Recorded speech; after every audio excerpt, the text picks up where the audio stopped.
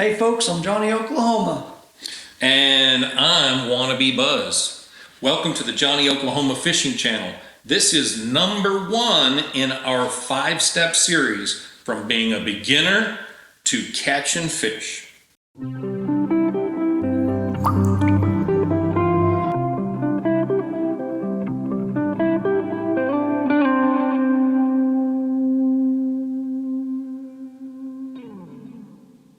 So today we want to talk about different rods and reels. And so as Buzz said, this is step number 1. We've got a 5-step series. We're going to talk about rods and reels. We're going to talk about different types of fishing.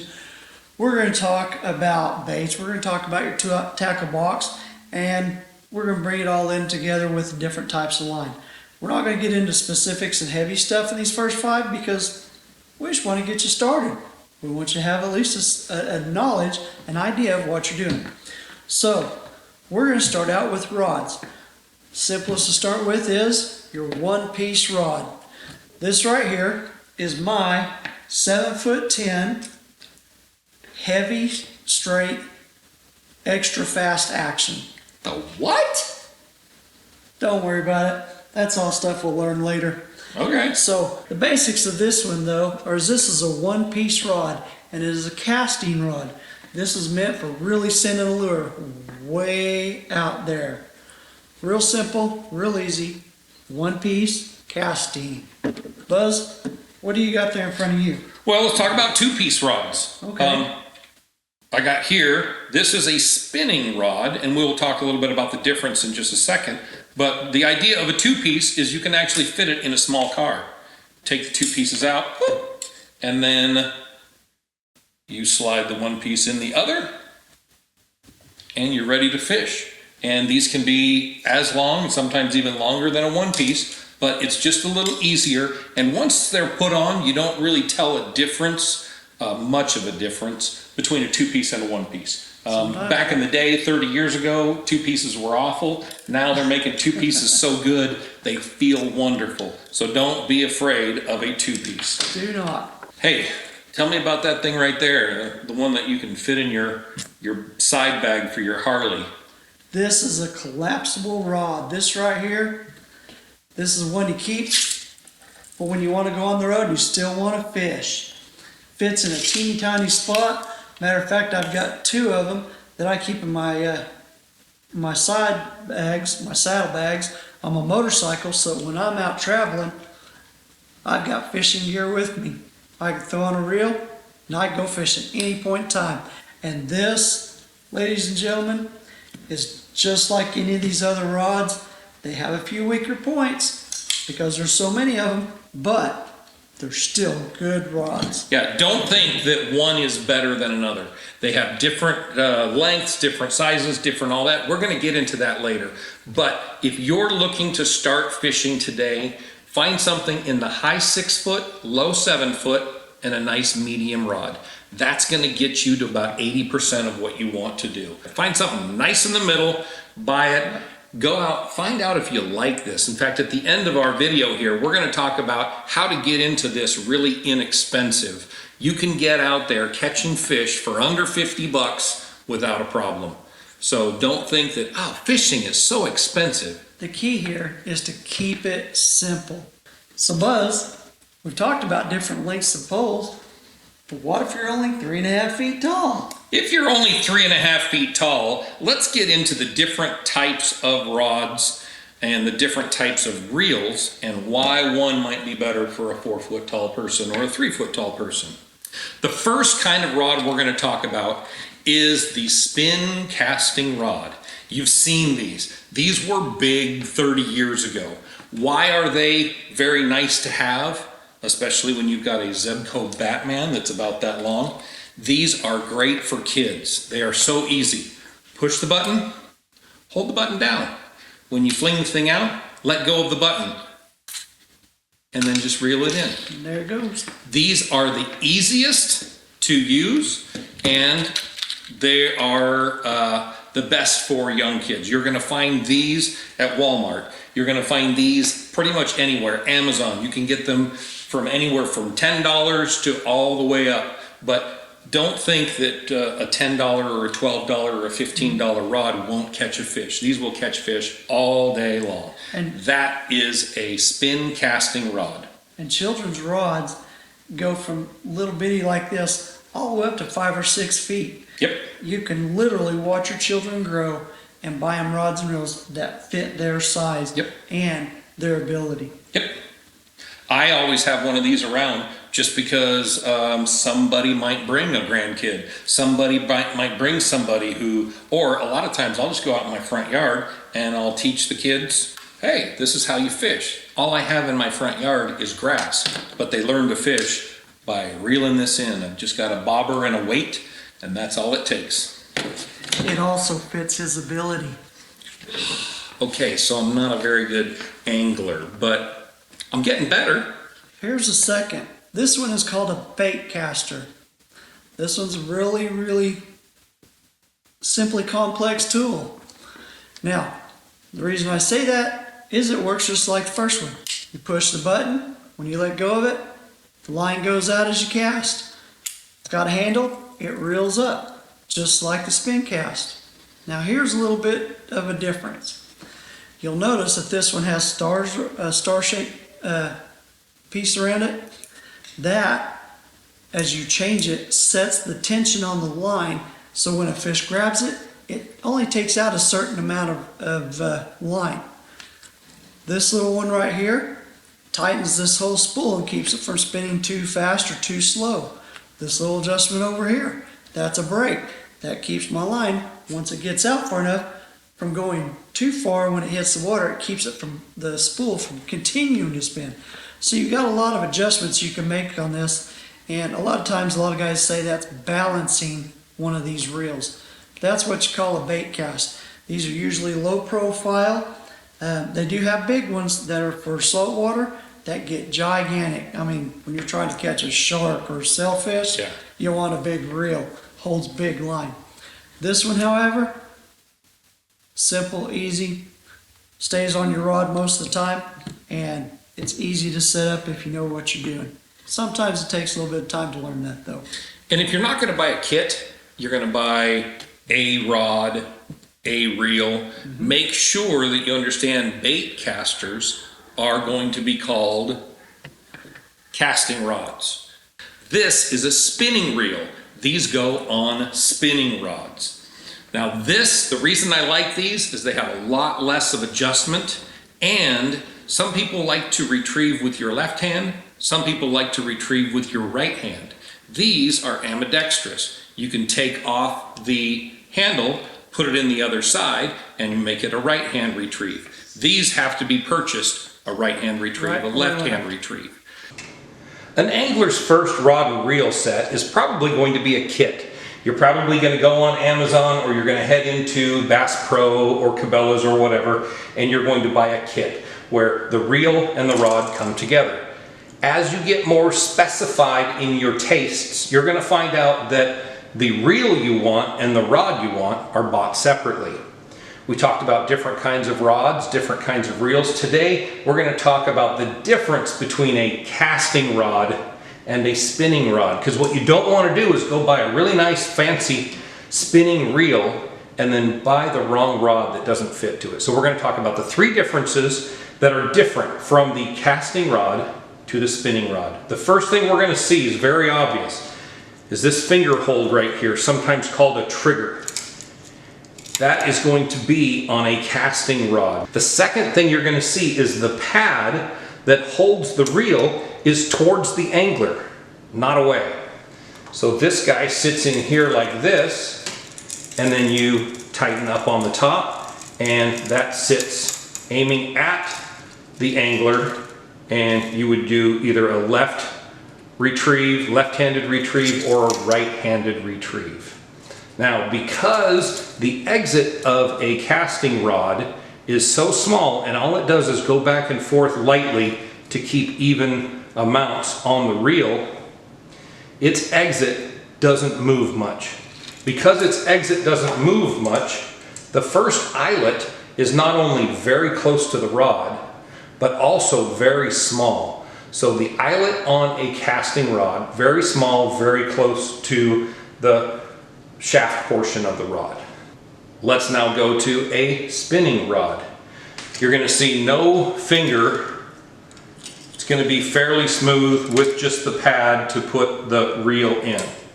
Next thing you're going to notice is the reel goes away from the angler. It sits down here, and you can hold it however many fingers you want to put there, and that is your hold for when you catch a big fish and it tries to slide away.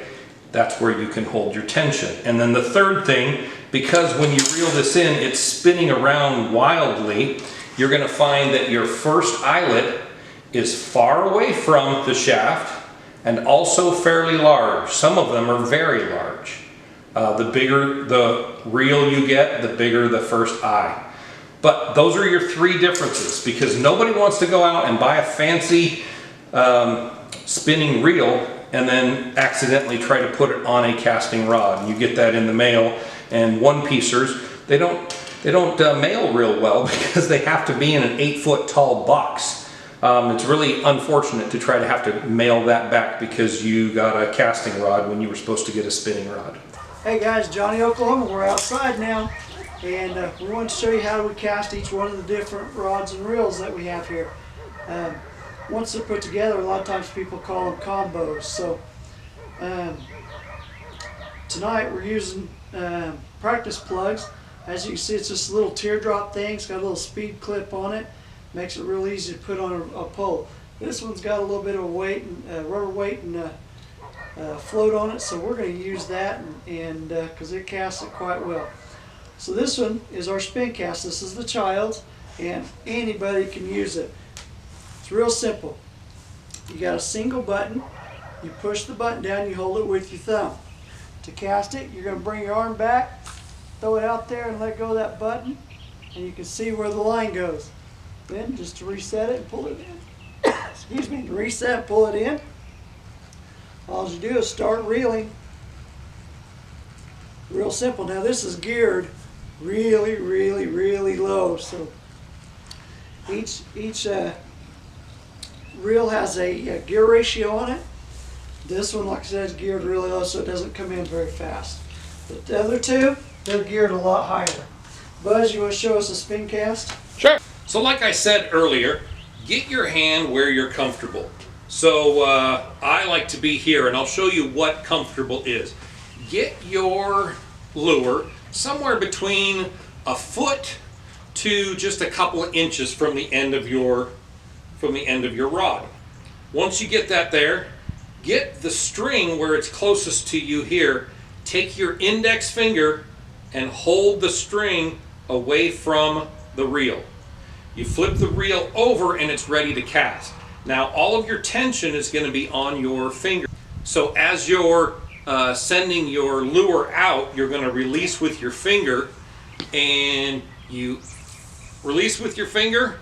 Once it's out there, you can either flip the cage over this way, or you can also engage as you're starting to reel, and it will flip your cage over for you. Some people say that it puts a little bit too much wear on the flipping mechanism to always flip the cage over with your reel, but I saw that a lot on the 25-year-old models, but they've got a lot better models with a lot better material. I don't see it quite the same. So get the thing about a foot, anywhere a foot to just a couple of inches, grab that with your index finger, flip your cage over, and as you've got your tension to flip it out there, let go with your finger. And then go and hit my garage and bring it on in. Alright guys, this is the bait caster right here. Got it all set up, ready to go. We got our weight on the end. Now, Buzz did something that was pretty cool. I'm going to show you here in just a little bit. And that was the sidearm cast. But I'm going to start out with the overhand, which is what I did with the small one.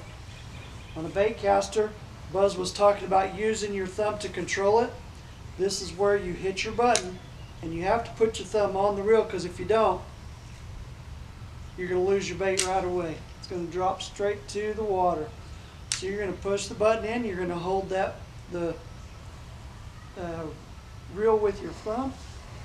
You're going to bring your line back here, As you throw out, you let go with your thumb and you let it go. When it gets close to the water, you got your thumb up here on the spool, you're going to grab it with your thumb so that you don't do what's called backlashing, bird nesting. It's a mess. It is a horrible mess. Now, this is a really fast gear. I believe this one is an 8-to-1 gear ratio. I mean, every time I turn this handle, my spool turns 8 times. So I think on this one I'll bring in somewhere around the 36 to 42 inches per spin of the handle. Now, what I was talking about with Buzz a while ago is he was doing a side cast. That's the same thing with this one. You just put it out there, you just whip it to the side. Now there's 2 different casts I want to show you real quick. And when I said I'm being accurate and I'm trying to be really accurate, and I'm somewhere where there's a lot of trees, a lot of brush, a lot of grass, and I'm targeting one specific area, this is what you call pitching. I'm going to hold the rod in my right hand, because that's what I cast with. And I'm going to keep the bait in my left hand. I do this when there's treble hooks, single hooks, whatever. And what I'm going to do is I'm going to put a little bit of tension on the tip of that pole. And I'm going to bring it out here. And I'm slowly going to bring the rod tip up. And as I do and put tension on this bait, I'm going to let go of the bait and flip it out there just a little ways. That's actually called pitching.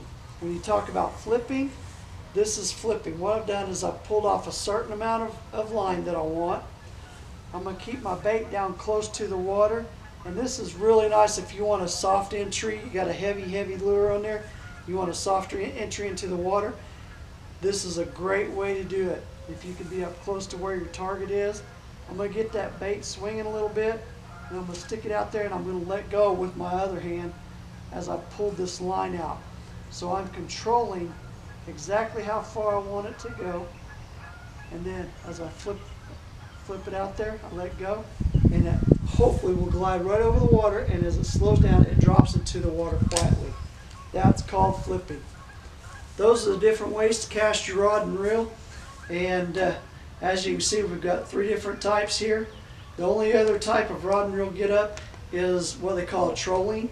And, or I'm sorry, there's fly fishing too. That's completely different than what we do. But the other one is trolling, and that's usually used for big baits or big fish like we were talking about earlier inside. So Jonny just said that I was doing a forehand. I think, and I like to practice my casting. Sometimes I don't have time to go fishing. It's X amount to the water. I will actually go in my front yard, put on one of these guys, and I'll just practice casting. Why do you need to cast or to be able to cast in different ways? Well, we don't have $100,000 fishing boats. We stand on the side of lakes and streams, and a lot of times we're in some cow farmer's, and we're on his pond, and there'll be trees, there'll be brush, there'll be stuff. You don't always have a perfect area above you to always do your overhand casting. Sometimes you'll have a tree right to the left and you kind of have a little spot and you have to go with your forehand casting. Sometimes you got here and you got to go backhand. So go out in your front yard, sit in your grass. It's okay. Nobody's going to laugh at you. Even if they do, they'll laugh at me more. Why? Because when the Google car to do all the Google Earth images, yes, they took a picture of the front of my house and I'm sitting in my lawn chair fishing in the grass. So when you go and you see, in fact, I'll put a little picture of it. I won't tell you where I live, but I will post a picture of it. I am practicing my casting when the Google car came by. And sometimes when it's really stressful and you need to get out and you need to have a little bit of therapy time, sometimes going out in the front yard and just trying to hit one spot casting, sometimes that'll relieve some of the tension and calm you down. Give it a try. It works for me. Hey, Jonny. yes, sir. How much is it going to take, money-wise, for me to go out and catch my first fish? For me or for them? For them. For them. Okay. Hey, That's one of our goals, is teach you how to get started, get into fishing, have a little bit of fun, and not spend a ton of money. Something we've done is we've looked for things like this little box right here that give you lots of options and keep it simple and is inexpensive. This box right here, Amazon, and about 10 bucks.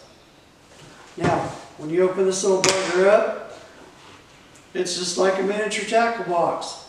I've got a few baits in here on this side. I've got some hooks in here. I've got some jig heads in here. I've got weights and swivels and all kinds of stuff. And a cool little instructional book teaches you about different knots, different kinds of hooks, different kinds of fish, different kinds of fishing. Very cool. For 10 bucks, I don't know how you beat this. When you start getting into crazy stuff and you watch the pros, they will spend more than $10 on one frog. And you get pretty much every kind of bait that you're going to normally get, all in a $10 package. That's hard to beat.